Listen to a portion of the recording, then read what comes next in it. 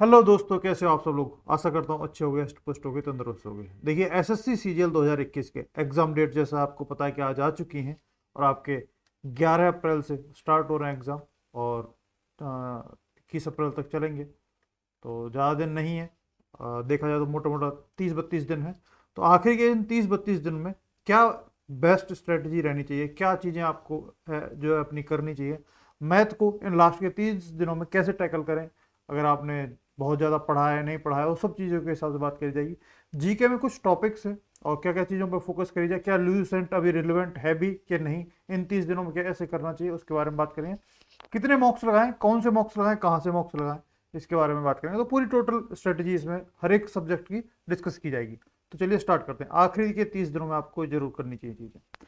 छोटी सी social info start करने से पहले, सेटलर्स चौधरी से टेलीग्राम और इंस्टाग्राम दोनों जगह मिल जाऊंगा। दोनों के लिंक आपको डिस्क्रिप्शन में मिल जाएंगे। टेलीग्राम जरूर ज्वाइन कर लीजिएगा, आपके एग्जाम रिलेटेड बहुत सारी इन्फॉर्मेशन आती रहती है, वो शेयर करते रहते हैं। जैसे वैकेंसीज वगैरह आई थी वो भी वहाँ पर बता दी गई थी, तो जरूर ज्वाइन कर लेना। बाकी पर्सनली कनेक्ट करने के लिए इंस्टाग्राम पर कनेक्ट कर सकते हैं। देखिए, आखिरी के 30 दिन है और इन 30 दिनों में जो भी एस्पिरेंट सबसे अच्छे तरीके से अपना टाइम मैनेजमेंट कर लेंगे वही उतना ज़्यादा अच्छा स्कोर कर पाएंगे। सच बता रहा हूँ, लोगों को ये बहुत छोटी सी चीज़ लगती है, रिलेवेंट सी चीज़ लगती है कि टाइम मैनेजमेंट बहुत बड़ी इंपॉर्टेंट चीज़ होती है। जब लास्ट के कुछ दिन बचे हों उसमें आप कैसे मैनेज कर रहे हो अपने सब्जेक्ट के हिसाब से।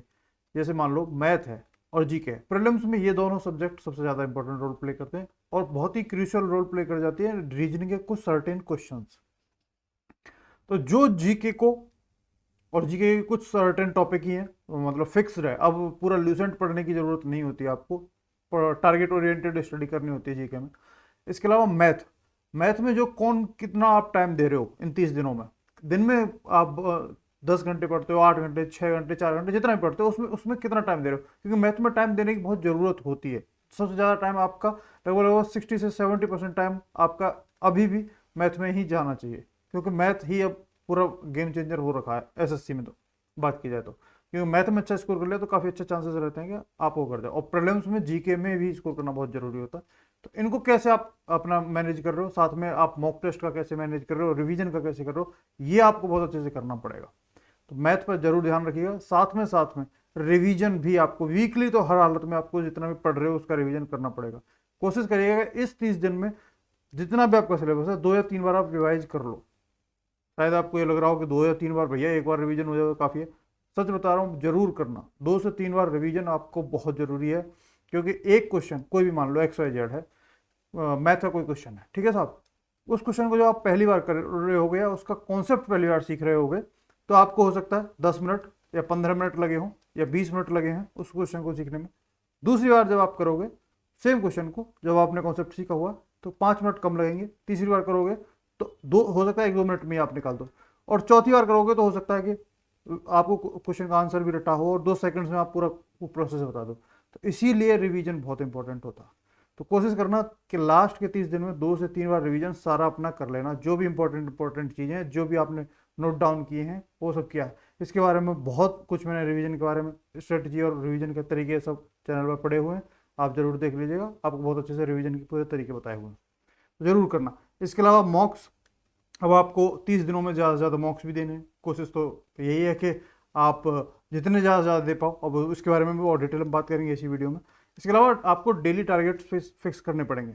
एक काम करना, रात को जब सोया करो, नेक्स्ट डे के टारगेट, एक पीली सी जो आती है ना चिट, स्टिक पेपर्स जिनको कहते हैं, उस पर नेक्स्ट डे के अपने टारगेट फिक्स लिख के रख लिया करो कि हाँ, मुझे कल को ये रिवीजन करना है, ये एक मॉक देना है, उस मॉक का एनालिसिस करना है, या फिर मैथ में ये पढ़ना है, जीके में मान लो टेम्पल्स पढ़ने हैं फॉर एग्जांपल, ऐसे करके वो कर लो। और नेक्स्ट डे कोशिश करो कि 80 से 90% के आसपास आप उन टारगेट्स को अचीव कर पाओ। तो बहुत अच्छे से आपकी स्टडी हो पाएगी इन लास्ट के 30 दिनों में, अगर ऐसे आपने चीज़ें की। डेली टारगेट सेट करो और उस हिसाब से करो कि 30 दिन में जो टारगेट्स हैं वो आपका रिवीजन भी करा दें, आपके मॉक्स भी हो जाए और आपकी पूरी होल स्टडी हो जाए। उस हिसाब से डेली टारगेट्स करते रहना, और वो प्लान आपको खुद से करना पड़ेगा। कोई भी रेडीमेड करके प्लान नहीं दे सकता, और एक ही प्लान सबके साथ सूटेबल भी नहीं होगा हर किसी पे। हर एस्पिरेंट्स के अपने हिसाब से पढ़ता है, हर एस्पिरेंट्स के पढ़ने के और वो सब तरीके बहुत अलग अलग होते हैं। तो अपने हिसाब से आप प्लान करिएगा कि 30 दिनों में सारा कुछ रिवीजन कैसे करोगे, पढ़ोगे कैसे, मॉक्स कैसे लगाओगे और ये सब कैसे करोगे। इसके लिए आपको थोड़ा सा सोचना पड़ेगा, सोचोगे तभी सिलेक्शन भी होगा भाई। आई होप आप समझे होगे। बात करते हैं मैथ्स की। आखिरी के इन दिनों में सबसे ज़्यादा क्रूशल, जैसे मैं कह रहा हूँ कि आपने जो कुछ भी आपके पर्सनल नोट्स बनाए हों या जो भी टीचर से पढ़े हों या जो भी कोई कॉन्सेप्ट ऐसे हों जिनसे आपको बहुत दिक्कत हुई है मॉक देते टाइम या जो कुछ भी टाइम, आपको पर्टिकुलर कॉन्सेप्ट होंगे, आपको पता होगा कि हाँ यार इस चैप्टर का ये कॉन्सेप्ट मुझे दिक्कत देता है, इसका ये देता है, वो जरूर 2 से 4 बार कम से कम रिवीजन करने हैं इन बचे हुए दिनों में। इसके अलावा प्रीवियस ईयर्स पेपर्स पे ही पूरा फोकस रखना। जितना भी हो मैथ के क्वेश्चंस प्रीवियस ईयर्स पेपर पे ही फोकस करो, खासतौर पर 2018 के बाद के, क्योंकि जब से टीसीएस आया, टीसीएस थीम बेस्ड क्वेश्चंस, उन पर ज़्यादा फोकस करोगे तो ज़्यादा वही टाइप के क्वेश्चंस आ रहे हैं, बहुत ज़्यादा हेल्प हो पाएगी और जो रिलेवेंट है वो पढ़ पाओगे। इरेलेवेंसी से बचना पड़ेगा आपको इन 30 दिनों में। जितना रिलेवेंट पढ़ोगे, टारगेट ओरिएंटेड पढ़ोगे, उतना बेस्ट रहेगा। इसके अलावा कैलकुलेशंस मोस्ट इंपॉर्टेंट फैक्टर हैं आपके मैथ्स में। अभी तो 2-3 साल से बहुत ज़्यादा मोस्ट इंपॉर्टेंट फैक्टर हैं। इस बार भी सीजीएल 2020 के मेंस में आपने देखा होगा, जिसकी कैलकुलेशंस अच्छी थी, जो कॉन्सेप्ट पूरा क्वेश्चन को पढ़ के समझ गया और जल्दी से उसको कर गया, वो ज़्यादा क्वेश्चन कर पाया। तो मोस्ट इंपॉर्टेंट फैक्टर है, कैलकुलेशंस पे अपनी जरूर काम करिएगा। इसके रिगार्डिंग भी चैनल पर वीडियो पड़ी हुई है, मैं कोशिश करूँगा आई बटन वगैरह पर प्रोवाइड करा दूँ कि कैलकुलेशन से कैसे आप इंप्रूव करें। इसके अलावा आती है इंग्लिश की बात। इंग्लिश में आपको ग्रामर के रूल, खासतौर पर ये देख लेना है कि कुछ एक्सेप्शंस रूल होते हैं हर एक चैप्टर के, उस एक्सेप्शन रूल्स को जरूर देख लेना, उस पर बहुत ज़्यादा क्वेश्चन पूछे जाने की पॉसिबिलिटी रहती है। ठीक है, तो ये जरूर ध्यान रख लेना। इसके अलावा वो वोकैब देख लेना और प्रीवियस ईयर्स की जो भी है वो देखना। उससे ज़्यादा एक्स्ट्रा आपको रैन एंड मार्टिन बनने की ज़रूरत नहीं है। नॉर्मल प्रीवियस ईयर्स बुक उठा लो, वही पढ़ लो, वो मोर देन सफिशिएंट। वो बुक वगैरह वो आपको सबको पता ही है और पढ़ ही रहे होगे, अब बुक बताने का कोई फायदा है नहीं।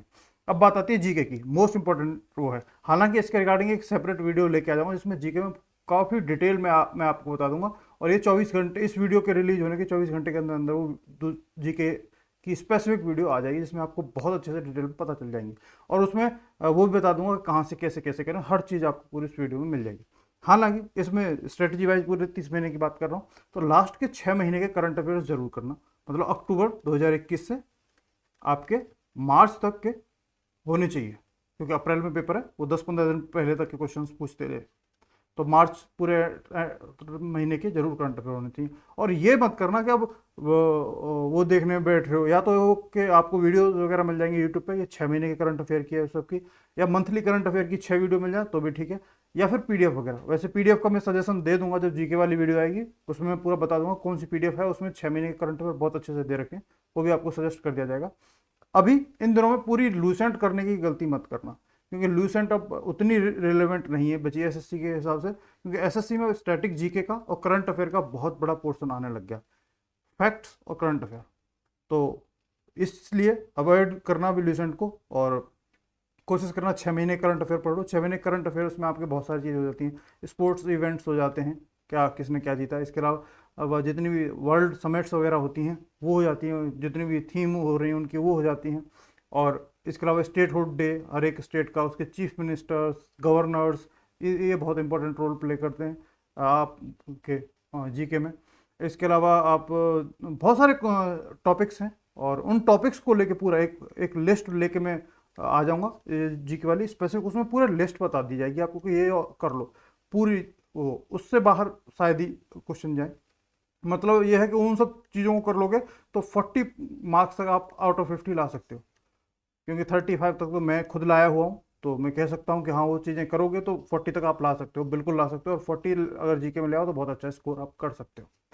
आई होप आप ये चीज़ें करो, और कोशिश करिएगा जैसे जीके में अगर आप करंट अफेयर के अलावा जीके में वैसे पूछूं सजेस्ट करना हो तो पॉलिटी के जो कॉन्स्टिट्यूशनल अमेंडमेंट्स हैं, आर्टिकल्स हैं, उनको देख लीजिएगा। और गांधीयन एरा से रिलेटेड जो भी क्वेश्चन है इंडियन मॉडर्न इंडिया में, इंडियन फ्रीडम स्ट्रगल में गांधीयन एरा से रिलेटेड जो भी क्वेश्चन हैं वो जरूर देख लीजिएगा। जो कुछ भी कौन से ईयर में क्या क्या चीज़ें हुई, आपको बहुत हेल्प होगी। इसके अलावा 1-2 चीज़ें और हैं कि आपको जो भी इंडियन नेशनल कांग्रेस के जो इवेंट्स थे हर साल की जो होती थी, किसका कब कौन चीफ था उसमें अध्यक्ष वगैरह, वो सब देखना होता है। और भी बहुत कुछ होता है, वो पूरी जीके की लेकर आऊँ, पूरा एक उसमें अच्छे से मैं आपको बता दूंगा। बाकी ये मोटा मोटा मैंने आपको इसमें बता दिया कि ये सारी चीज़ें आपको देखनी है। इसके अलावा इंडिया के जो भी वाइल्ड लाइफ सेंचुरीज हो गई, टेम्पल्स हो गए, और टाइगर रिजर्व्स हो गए, ऐसी सारी चीज़ें आपको बहुत अच्छे से देखनी पड़ती हैं, बहुत इंपॉर्टेंट रोल प्ले करती हैं आजकल ये सारी चीज़ें। इसके अलावा इंडिया के नेबरिंग कंट्रीज़ जितने भी हैं, आपको नेबरिंग कंट्रीज़ के फैक्ट्स आपको याद रखने पड़ते हैं, कैपिटल वगैरह, करेंसी वगैरह, नेशनल जो कुछ भी एनिमल वगैरह हैं, नेशनल स्पोर्ट या इंडिया के आसपास के 4-5 कंट्रीज़ के आपको बहुत अच्छे से रखने पड़ते हैं, जैसे भूटान हो गया, नेपाल हो गया, म्यांमार हो गया, श्रीलंका हो गया, इनसे बहुत क्वेश्चंस पूछे जाते हैं।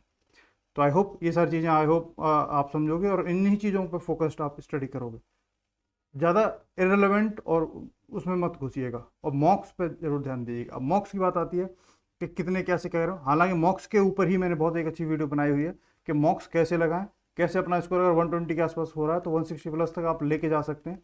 उसके रिगार्डिंग मैं आई बटन पर वो वीडियो प्रोवाइड कराऊंगा, काफ़ी हेल्प हो जाएगी, अगर आप देखना चाहें तो देख सकते हैं।